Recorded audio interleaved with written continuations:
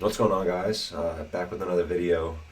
This one's going to go ahead and cover on the AI bubble potential and a lot of the fear that we saw on Friday, this past October 10th, and what Trump said, what the geopolitical stability of trade is looking like, and any potential upside or downside that we might see here in the near future.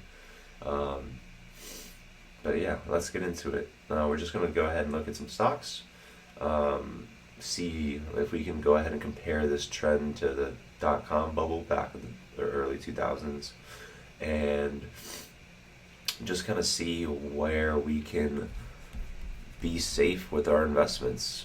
Right now is a very troubling time. You don't really know where to allocate your money to. It's going to get really scary. A lot of people are going to potentially lose a lot of money if this does become true. And let's go ahead and see the steps as to why I believe this is the future that we are seeing in the near future. But let's look at some charts.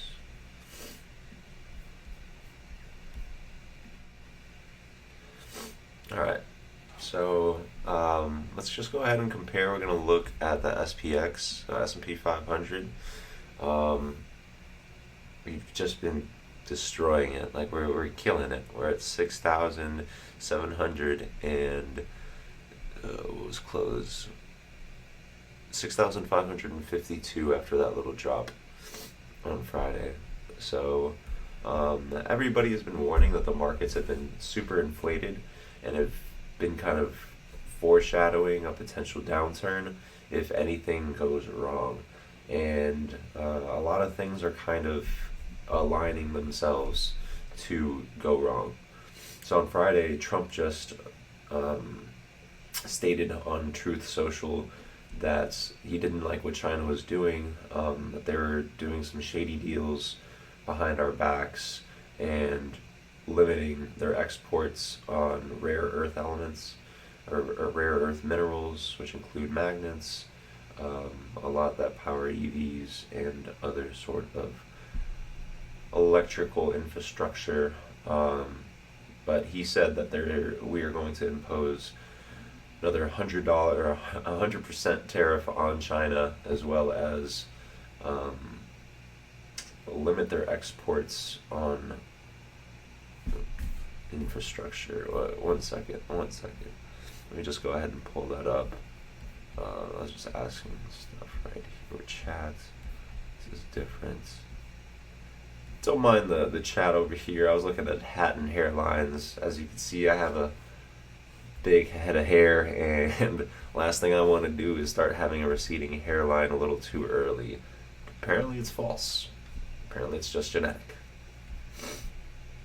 But Trump said that he also planned to meet with the president, with President Xi, and that is now being canceled because he sees that there's no reason to necessarily do so because they have nothing to discuss.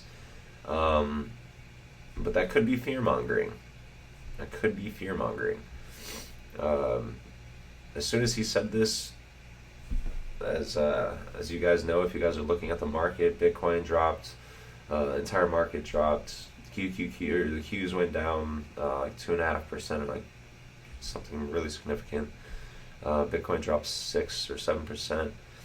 The largest outflow of Bitcoin or the cryptocurrency in general, I think, in recorded history, just because we're just at such an inflated number. So we're sitting at 126 when we touched last week, dropped back down to 109 area, just in that one day alone.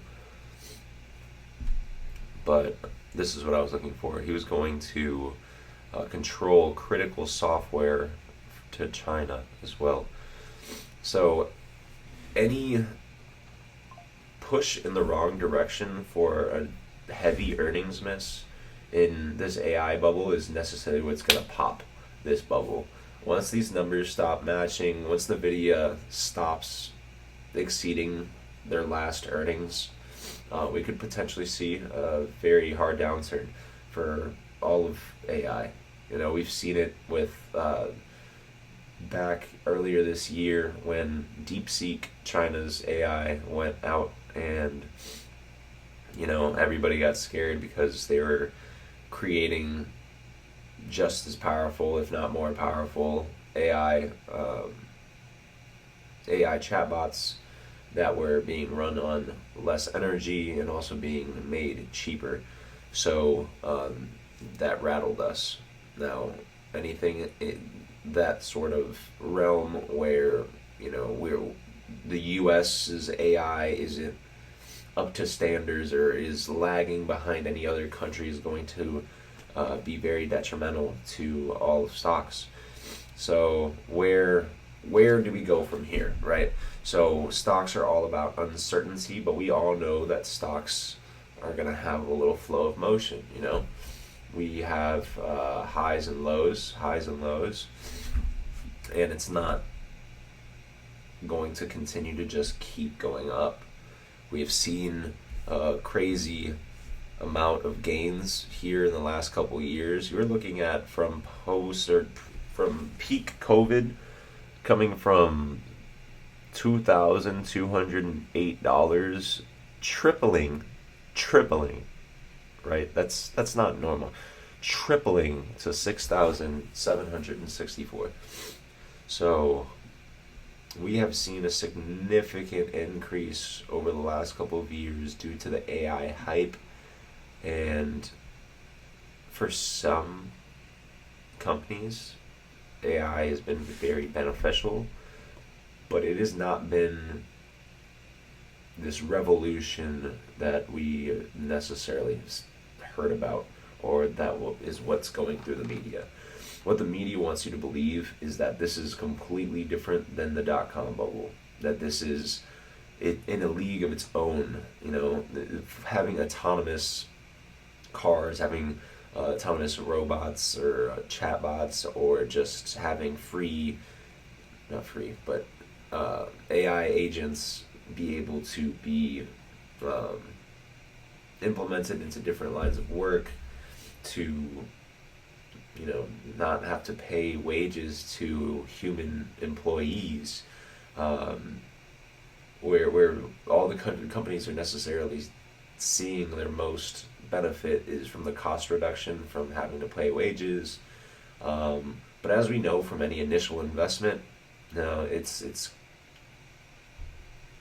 expensive at the beginning. Like say you get solar panels on your roof, right? You're gonna pay a hefty amount for those panels at first. It's gonna be a big down payment. You might finance it over the long term, and you might not see profit for the first 5 years, right? Or you might not see you actually making your money back until the first 5 years. So it might cost, I'm not 100% sure on solar panels, but like $10,000, right, to install these solar panels. It's probably more, so just let's pretend 10,000. But over the long term, you might save on your electric bill, right? Every month, maybe you're saving, $50. $50 times 12, you're looking at $600 a year. $600 a year over the course of 10 years gets you $6,000. So you would need to probably have it a little bit longer. But back to the analogy, you're not going to see the initial investment pay off necessarily quite frequent or necessarily fast in the initial period. It's going to take a couple phases in order for this sort of technology to really see profit in whatever sector that you might be in. And so let's go ahead and look at some stocks right now. So let's just compare the S&P back to the dot-com bubble burst back in 2000. So right here is where it began. So fall of 2000, We started to see the decline. It started getting shaky up here, not wanting to break this high but set back in March, and it just declined for the next 2 years, right? 2.5 years. But we had a nice little rebound up until we tested the previous high set by the dot-com bubble, and then once again retested the support line, breaking it, and then being on an absolute rip ever since. So this 2-year period, right? What my fear is having all my investments lose 50%, just like it did here, and I'm sure a lot of you are as well. Over those 3 months, from its high set over here down to the bottom, it lost 49%. A 49% from 6,764. We're looking at 3,300, right? So that's sitting right around here, okay? But notice our strength sitting here on the MA 200 line, right? Right here it broke through. We touched the RSI below 30 significantly, got all the way down to 22.86, and then rebounded nicely, and has not breaking below, but it's touched, right? It's touched here, it's came close a couple times, but it is not broken through. Back in the dot-com bubble, it broke through, right? It broke through significantly. Even the MA50 going below, signaling that bearish trend until we came back out of it to go right back in. So if we were to see that, right, let's look even further. Let's look at the monthlies. Monthly, right here once again. So if we're looking at the monthly now, 200 MA is once again the support line that we are seeing that has not been broken on the first test, right? So this breaks below the MA50, goes towards the MA200, doesn't break, but we see this right here. That's the only reason for its rebound, that it was oversold on the monthly. There might have been some other stuff, right? All right, so with stocks, it's all down to patterns, charts. It might not make sense. I can go ahead and say this is the reason for why it rebounded, when in reality there might have been some sort of legislation passed. There might have been some sort of easing tensions and geopolitical atmosphere, but it always times itself perfectly around where the RSI or any indicator necessarily is leading you to go in the opposite direction. So it's more than just a coincidence, right? It's made to work like this. Like this is opportunity right here. When you see this, right?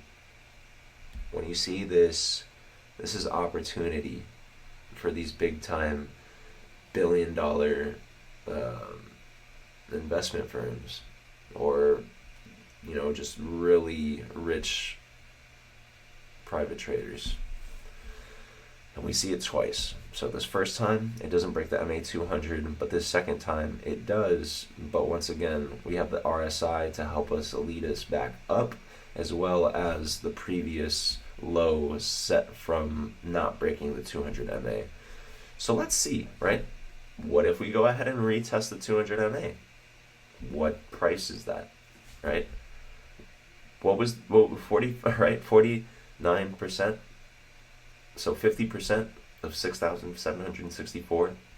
We're talking about 330 or 3,300. About right there, right? Let's put a horizontal line right at where we're saying 50% is.